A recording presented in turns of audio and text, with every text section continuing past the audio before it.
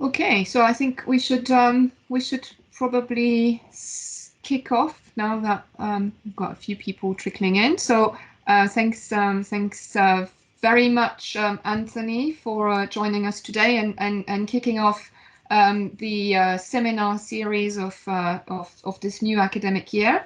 So it's really my pleasure to welcome Dr. Anthony Maho to the LCN. Anthony is joining us from Belgium, where he's now back after having spent 2 years at Imperial College on a postdoctoral fellowship from the Wallonie-Bruxelles International Funding Scheme.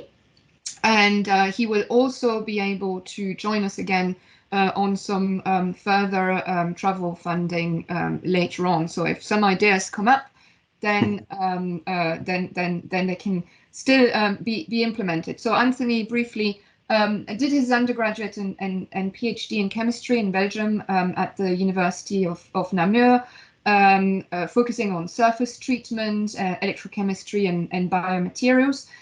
He then moved to the University of Liège and received a highly competitive fellowship from the Fonds National de la Recherche Scientifique as a chargé de recherche.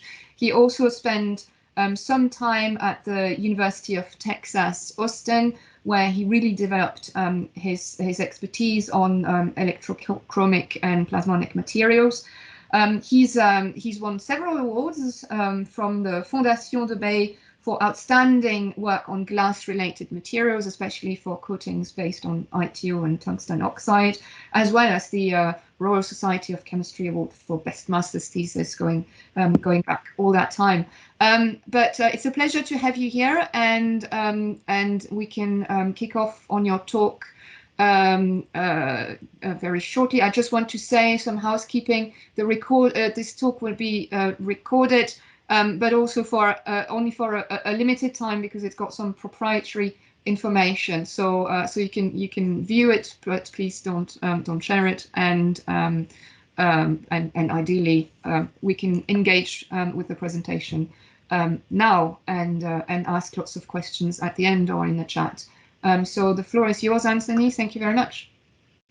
Thank you, Sandrine, for this very nice introduction, the nice words, and also thank you for the invitation to kind of open the season of this LCN lunchtime seminars. I've attended to a lot of them when I was in your group in London the last 2 years, and today it's really a nice opportunity and pleasure to be the contributor. So yeah, today I have the nice opportunity to present my recent research achievements, focusing on different sorts of metal oxides-based nanostructures, including plasmonic-related one, and also the connection with organic molecular thin films being assembled together for designing a new generation of so-called electrochromic smart windows. Before going into the detail and the story of the presentation and the research achievements of the last 5-6 years, maybe a little bit of context. And definitely when I was preparing this presentation, I was remembering 2 years ago, more than 2 years ago now, my difficulties to find a place for living in London. This was not the view I had from my house, sadly, but still was interesting and a big challenge to seek for places. And definitely what was surprising to me in that is that in a lot of ads, there was the mention of the energy efficiency ratings of the buildings, which is something not super common in Belgium when you are doing this kind of researches. But definitely, it's important to be aware of that. Yeah. Sorry, are you sliding your? Are you sharing your? I am. Yeah, there is an issue with that. Yeah, I don't see them. Sorry. Okay. Maybe I can rework. Sorry about that. Maybe I'm going to rework on the sharing. I'm going to share my screen. It's going to be easier. Is it okay now? Yes, it's not full screen, but... okay, yeah, I'm going to put it full screen. All right, better now.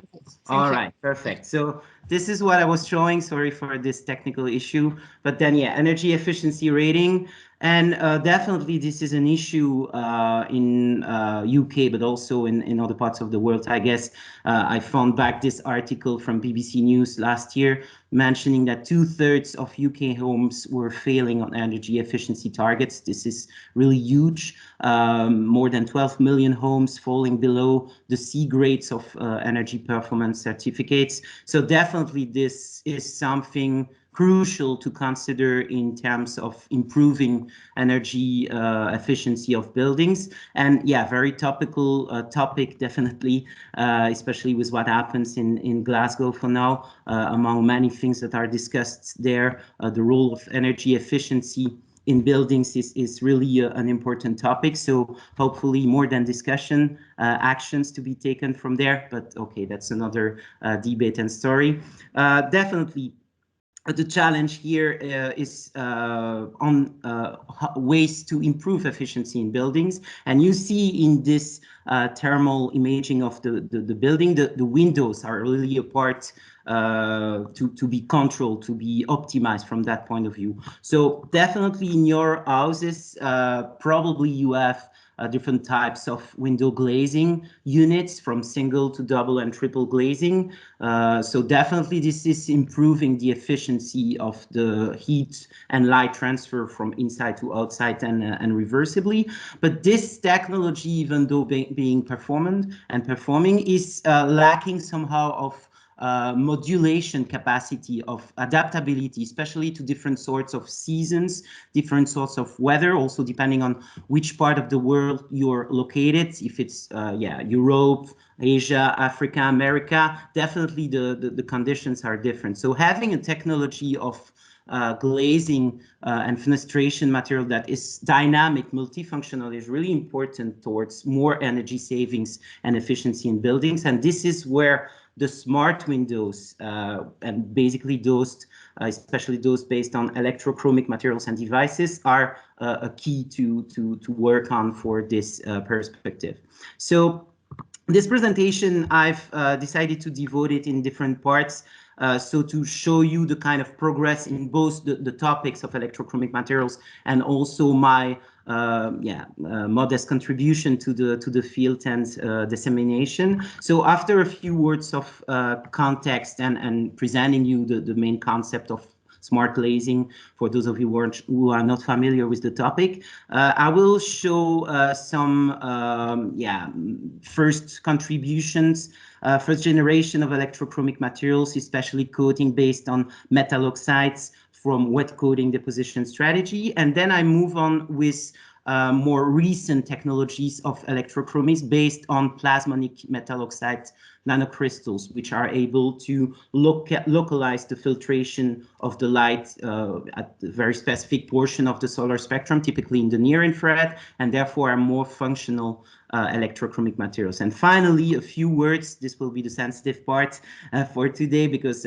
some very first insights about the ongoing research on SIFIPLASMON, so-called of a material to reversibly switch between a dark state and a clear state to change its optical properties through the insertion and extraction of electrical charge. So definitely an electrochromic device is related to a battery. You see here the conventional description of an electrochromic device is multi-layer with the substrates being conducting glass elements, and then you have the electrochromic material acting as the working electrode in the device, having the counter electrode in front of it, so to compensate in terms of redox reaction. And this counter electrode, we will see that can be also electrochromic material, which is nice to kind of compensate both reactions on both sides. And in the middle, you have an electrolyte species, and of course the electron circuit on the external part to conduct the electron flow, compensating for the ion flow in the electrolyte. So you see here a few examples of applications involving electrochromic materials: aircraft windows, rear view mirrors in your cars. But definitely the glazing and the fenestration devices in buildings are sometimes exploiting the electrochromic technology. You see here the impact that it can bring onto the modulation of light and heat and on the reduction of the energy consumption in terms of heating, cooling, also artificial lighting, and ultimately in terms of CO2 emission up to 30%, depending on the conditions and the studies. There are a lot of glass businesses that are commercializing windows based on electrochromic devices, for instance, Sage and Saint-Gobain with their Velux technology. But you see that, in fact, the large area devices are not really the most important application of the electrochromic materials, because, in fact, their main issue is that they are still very costly comparing to classical Windows technologies, 5 to 10 times higher. So that means that there is a challenge to reduce the production cost of these materials while keeping the level of performances important. And this is somehow what we try to achieve in the University of Liège, where I'm based now, and where I'm based since 2014, exploiting a wet coating strategy of electrochromic manufacturing through ultrasonic spray pyrolysis deposition. So basically the spraying of a precursor solution into a nozzle, into a very controlled beam of droplets being sprayed onto a surface that can be heated, and therefore there is a pyrolysis reaction from the metal salts into metal oxides. And typically what we achieved as productive materials, I would say, is devices and layers based on tungsten oxide and nickel oxide. Tungsten oxide is working upon reduction. It's cathodic coloration material from clear state to dark blue.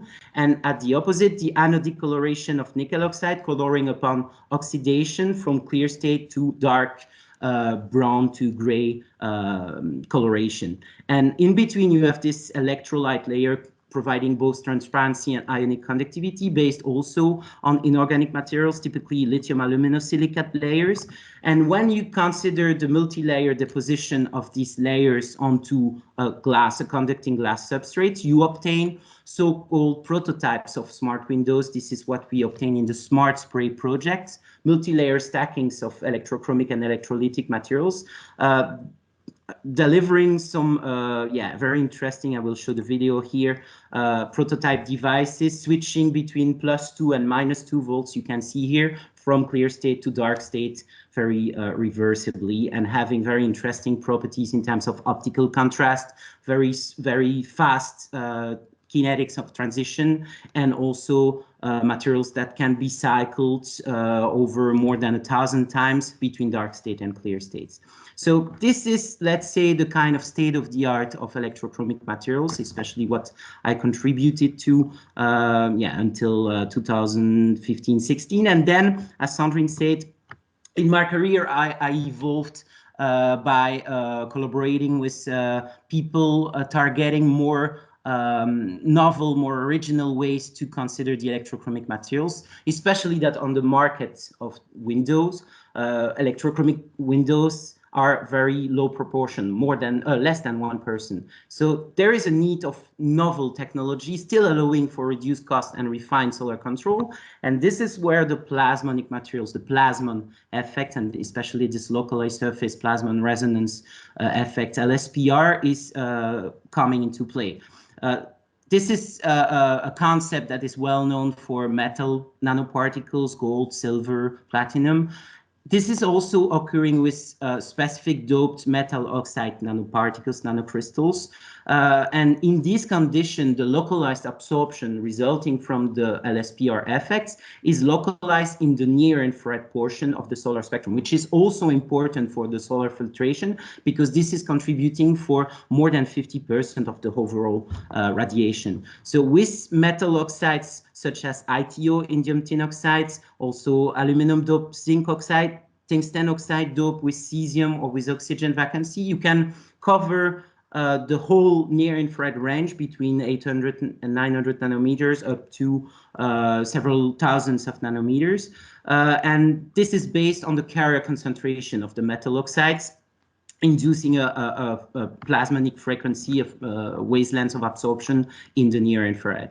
And incorporating these metal oxides plasmonic nanocrystals into electrochromic devices lead to more multifunctionality in smart windows, universal smart windows, being able to commute between different states.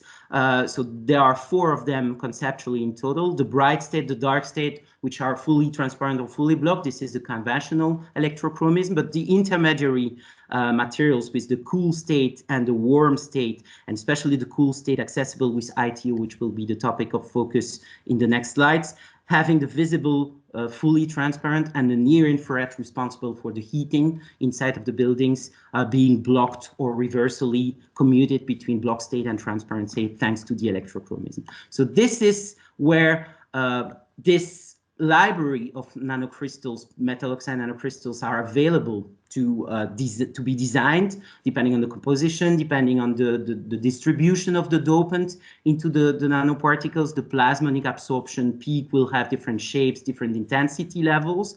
And from the design principles, which have been based by Delia Melaron, so who is working at University of Texas and really the world leader of the researches and application based on plasmonic electrochromic materials. She progressively developed processes to colloidally synthesize these nanoparticles, typically ITO, coming from metal salts. And being reacted at around 300-400 degrees, in presence of structuring ligand species, typically oleic acid, oleamine materials, delivering suspensions of nanoparticles, being well dispersed, having very specific properties of size, less than 10 nanometers routinely, doping ratios very controlled, and being processable into inks for wet coating of electrochromic thin films on glass materials. And in these conditions, using spectral electrochemical setup, so combining a potentiostat, an electrochemical cell, and a spectrometer, you can extract reversibly the charges into the nanocrystals, the electrons, capacitive mechanism of charging in this condition, which leads to more durability. And also more functionality, because you can see here the materials can switch between the transparent state in the near infrared when it's not injected with electrons, and the dark state with electrons being injecting, tuning the plasmonic frequency, and therefore having something absorbing, so not transparent in the near infrared, while the visible remains transparent. So these are the kind of concepts in terms of plasmonic electrochromic materials and state of the art as well. My contribution recently with the group of Delia in Austin was to find ways to optimize the surface state of these nanocrystals towards their dispersion in specific and friendly media, especially in water or in alcoholic solvents, because the initial solvents for this particle dispersion are very toxic, very nasty solvent, toluene, hexane, etc. So we wanted to implement strategies of surface modification to diversify the solvent compatibility of nanocrystals and enhance the colloidal stability and performance. This is something we published in Chemistry of Materials last year, and this is based in fact on a strategy of a combined stripping reaction of the original, the pristine ligands, coating the nanoparticle surface from the colloidal synthesis. So ligand stripping using NOBF4 salts,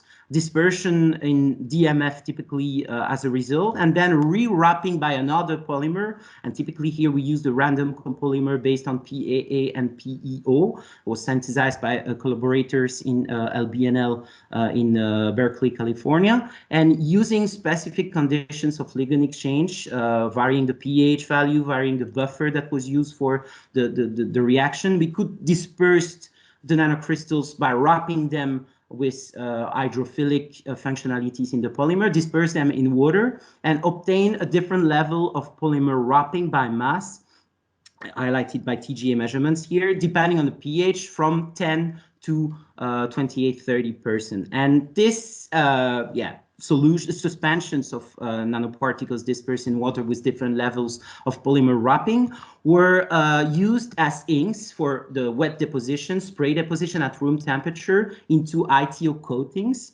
So you see here the results, very thin, very smooth film obtained on FTO glass substrates and being functional in terms of near-infrared electrochromism. You see here, depending on the pH for the ligand exchange process, we can we can tune the near-infrared level using a potentiostat, just very classically, while keeping the visible transparent. And two main outcomes from this study. The fact is, we don't need to remove the polymer after the deposition through post-deposition thermal or chemical treatment. The coating is active with the polymer being present on the surface, which is a big achievement. And also we identify some kind of threshold of polymer wrapping above which the films were shown to be irreversibly darkening. So there is a limit not to overcome for having a sufficient level of electrochromic functionality and efficiency. That was the main results from this paper. More, of course, to find in the detailed article.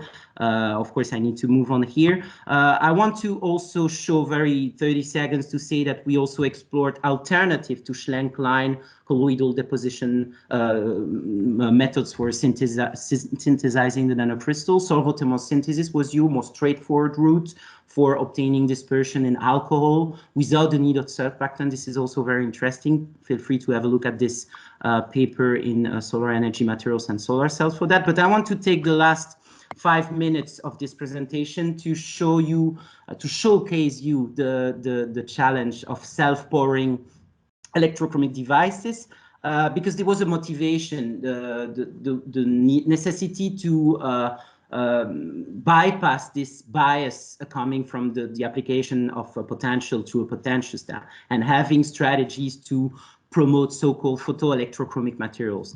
And in the literature, in fact, the state-of-the-art of this concept is proposing to combine electrochromic devices with solar cells materials, typically the SSC perovskite, which is also interesting from my point of view, because during my latest year in collaborating with the University of Liège, we also work on perovskite-based device for photovoltaic applications. So we didn't realize the combination with electrochromic devices yet, but this is something we are interested on. Anyway, long story short, this combined device show some potential, some interest, but they are quite complex to design, to implement, and to work. So we were considering, when I was joining Imperial College and the group of Sandrine 2 years ago, a more direct way to self-power this electrochromic materials, and typically the ITO plasmonic nanocrystals layers. And this is where the nice works that Sandrine and all the collaborators in the lab developed at Imperial College since a few years now. There was the PhD of Daphne Lubert-Perkel, the ongoing PhD of Dongku Kim, focusing on pentacene layers being processed from organic molecular beam deposition as photoactive chromophores materials for charge generation purposes. And typically pentacene is really interesting in the field for its singlet fission properties. This is something that has been studied in the recent years as well. So this capacity of pentacene to be excited and generate from the absorption of one single photon, potentially 2 electrons from the singlet fission pathway, with the excitation of the S1 singlet into 2 triplets, being then diffused at the interface with a charge acceptor, where the charges are accumulated and then separated properly. So this is a concept that has been studied in solar cells, pentacene with fullerene, for instance, the works of Richard Friend in Cambridge.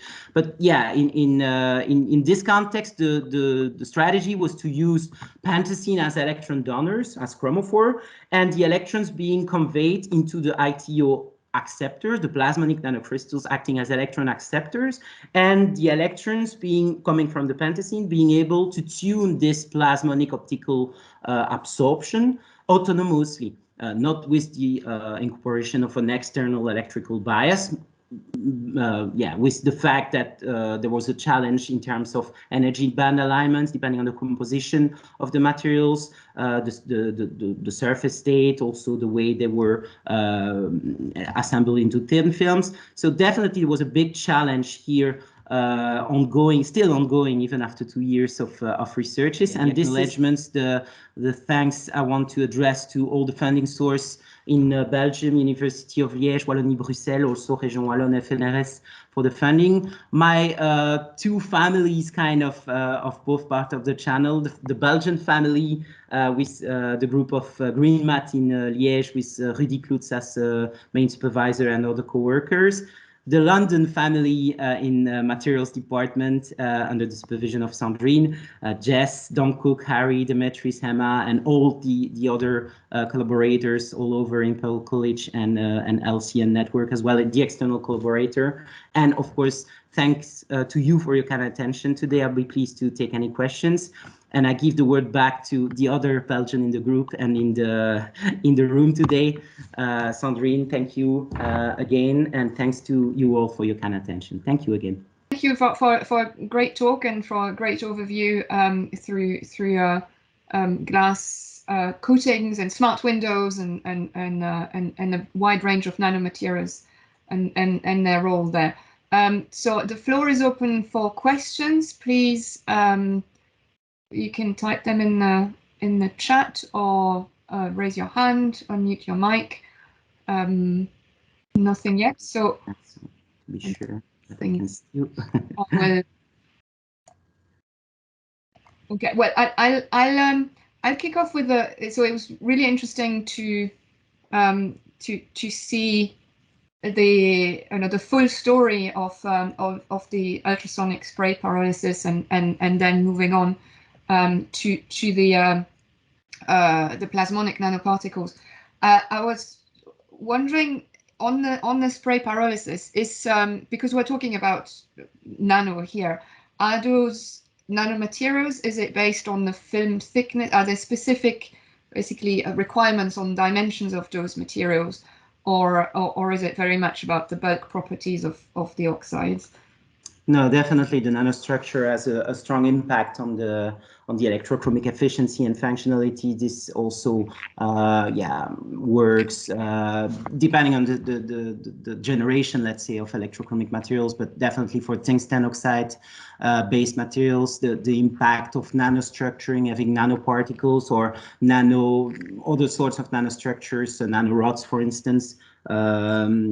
This is really a big impact on the electrochromic functionality, the efficiency of contrast, of optical properties, of kinetics as well, the commuting speed between dark state and clear state, the durability of the materials, because the nanostructure basically is guiding the way that the charges and the lithium ions, when it's a kind of lithium electrolyte based devices, the way that the lithium ions can penetrate the structure and also reversibly come out from the structure, because this is really impacting the reversibility of the process and therefore the durability over long-term cycling. So yeah, of course, a lot of impact from that point of view.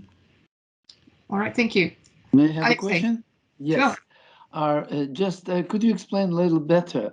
Your nanoparticles, are they irreversibly adsorbed on the surface of your electrochromic material, or you can control the adsorption back and forth? No, the nanoparticles, typically the ITO, but it's also valid for tungsten oxide, it is remaining permanently on the surface. What is reversibly inserted and extracted are electrical charges, electrons and lithium ions, compensating for the size. What's the size of your nanoparticles you're talking about? Typically, they are between 5 and 10 nanometers of size, spherical nanoparticles. But yeah, this can be tuned, of course. And why that size? Why not larger? For instance, what is better to have them smaller, larger, or what? So yeah, definitely there's a compromise to find for the assembly of the nanoparticles, so to have very smooth layer, very compact layers. And it's also related to the optical properties, because at some point, of course, the plasmonic properties will be lost when the size will be too important. Is it monolayer or multi-layer? This is typically multi-layer of ITL nanocrystals. Yeah. The thickness is influencing the optical. And maybe my last question. Yeah, sure. How you would rationalize the effect on the electrochromism, what they're actually doing? Because you speak in the title, you have plasmonic, blah, blah. No, I'm sorry. This kind of, plasmonic stuff like that. How that kind of exactly works, if you can explain in simple terms.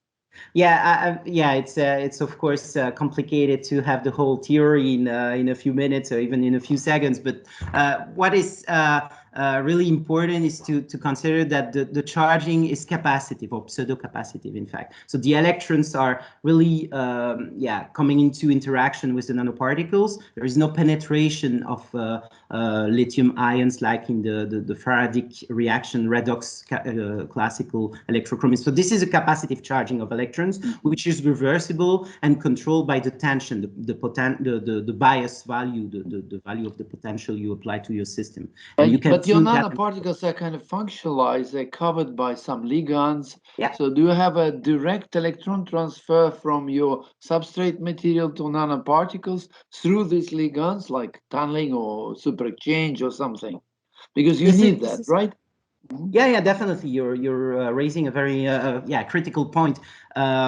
Typically, yeah, the surface state is really the key, and depending on the ligands, that's what I showed with the polymers, the new polymers we introduced. Depending on the ligands, the electrons can still penetrate the full layer and insert the nanocrystal's surface. But yeah, with pristine ligands, you have to find strategies. So yeah, typically stripping by chemical, by thermal treatment as well. So to control the level of ligand presence on the surface. So to monitor the efficiency of electrochromism. Yeah, sure.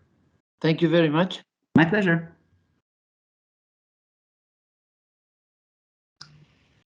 Thank you very much. Any further questions? No. So yeah, sorry. I on the previous question. Sorry, I was trying to get the comparison between spray pyrolysis and those very expensive methods, which are sort of thin film coating, from what I understood. Where there, I can't see the sort of the nanoparticle effect, right? Because it's a continuous film. Yeah, there is a distinction to be done between the kind of pyrolysis reaction, which is a kind of particular case of spray deposition. The pyrolysis is just induced by the heating of the substrate by the hot plate, and this is used when you want to induce a conversion of metal-based species for the conversion into oxide. With ITO nanoparticles, this is somehow another strategy. You synthesize the nanoparticles beforehand, the deposition, so that you're sure you're mastering all the size, shape, ligand surface, chemistry aspects. And then you deposit it at room temperature or very moderate temperature, also to kind of save energy during the deposition process. So yeah, these are, let's say, two different mechanisms, two different strategies, but both related to the spray deposition. Of course, the impact on the heating on the droplets, for instance, controlling the droplet size during the deposition is also something really important for the layer smoothness, uniformity, the wettability of the droplets on the surface. So yeah, there are a lot of it's not very simple. It looks maybe simple, but there are a lot of optimization and theory behind that. So for sure. Okay, thank you so much. That's great. Any further questions? No, don't see any raised hands. Well, Anthony, we've got your. We can contact you if there are any further questions. So thank you for still being a part of the LCN community. Thank you everyone for joining today, and we'll see you in 2 weeks, if not earlier. Thank you Thank you so much. Thank you so much, Anthony. Thank you to everybody. Bye bye.